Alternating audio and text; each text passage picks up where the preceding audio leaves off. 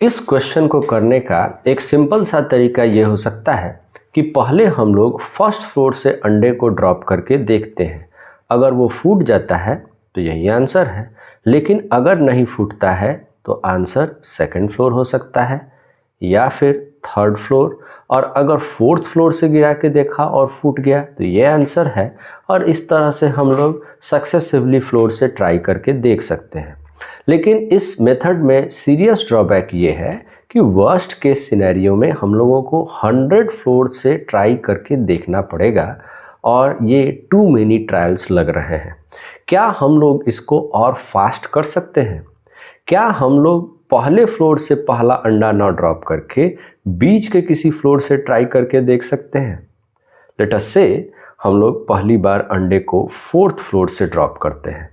अगर fourth floor से drop किया तो दो आउटकम्स होंगे।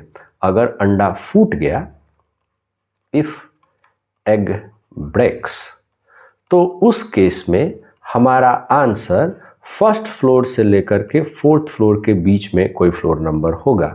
लेकिन अगर अंडा नहीं टूटा, इफ एग डजंट ब्रेक, तो उस केस में हमारा आंसर फिफ्थ फ्लोर से लेकर के 100th फ्लोर के बीच में कुछ भी हो सकता है। तो इस एग्जाम्पल में हम लोग ये लर्न कर रहे हैं कि जब भी हम लोग अंडे को ड्रॉप कर रहे हैं तो हमारा सैंपल स्पेस दो अलग अलग हिस्सों में टूट जा रहा है। और अगर हम लोग अपने काम को सबसे अच्छी इफ़िशिएंसी से करना चाहते हैं तो एक हिस्सा को बहुत छोटा और दूसरे हिस्से को बहुत बड़ा करके नहीं चलना चाहिए। वर्स्ट केस सिनेरियो के लिए प्रिपेयर करने के लिए हम लोगों को इन दोनों हिस्सों को इक्वल लेना चाहिए।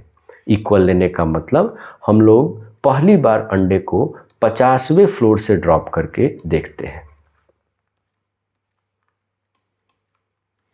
अगर 50वें फ्लोर से ड्रॉप करके देखा तो दो आउटकम्स हो सकते हैं। अगर अंडा फूट गया तो हो सकता है कि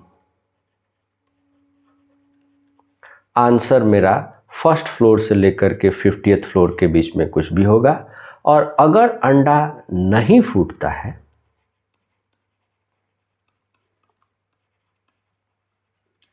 तो आंसर 51st फ्लोर से लेके 100th फ्लोर के बीच में कुछ भी होगा।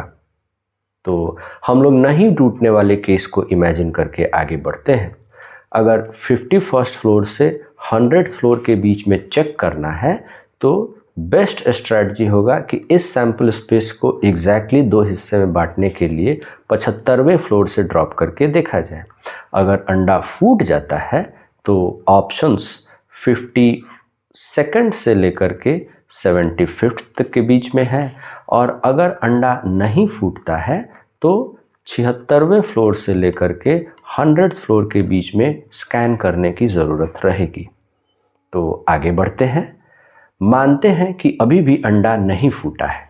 नहीं फूटा है तो 76वें फ्लोर से लेकर के 100th फ्लोर के बीच में स्कैन करने के लिए बीचों बीच हम लोग 88th फ्लोर से ड्रॉप करके चेक कर लेंगे।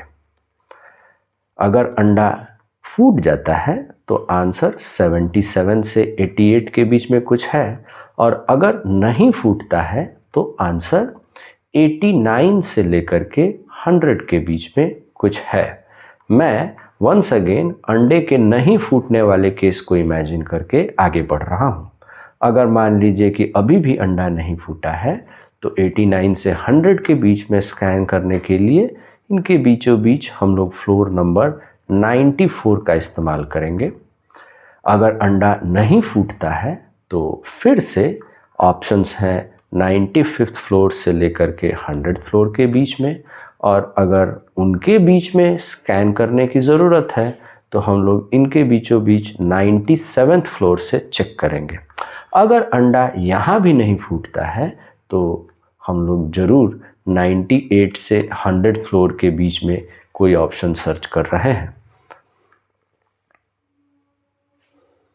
98 और 100 के बीच में चेक करने के लिए हम लोग 99th फ्लोर से ड्रॉप करके देखेंगे। अगर 99th फ्लोर से ड्रॉप करने पे अंडा फूट जाता है तो मेरा आंसर 98 है।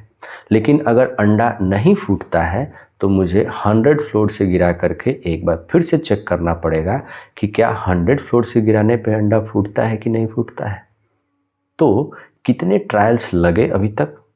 अगर मैं शुरू से गिनने की कोशिश करूं तो सबसे पहले 50th फ्लोर से गिराया फर्स्ट अंडा, 75th से सेकंड, 88th से थर्ड, 94th से फोर्थ, 97th से फिफ्थ, 99 से सिक्स्थ, और अगर नहीं फूटा है तो 100 से भी चेक करेंगे सेवेंथ, और अगर फूट गया है तो 98 से भी चेक करेंगे सेवेंथ। तो टोटल नंबर ऑफ अटेम्प्ट्स यहाँ पे हम लोगों को 7 दिखाई दे रहे हैं।